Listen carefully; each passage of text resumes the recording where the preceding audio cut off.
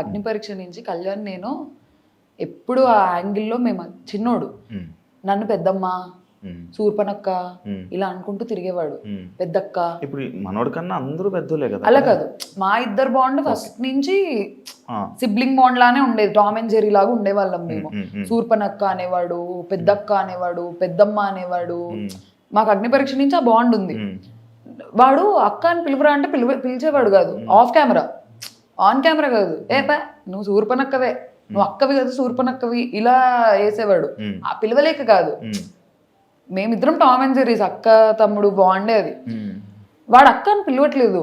మాట్లాడితే లోపల కూడా బిగ్ బాస్ లో కూడా పెద్దమ్మ ఇవే అంటున్నాడు. ఆ గయ్యాలి రాక్షసి ఇలా అనేవాడు బాగా.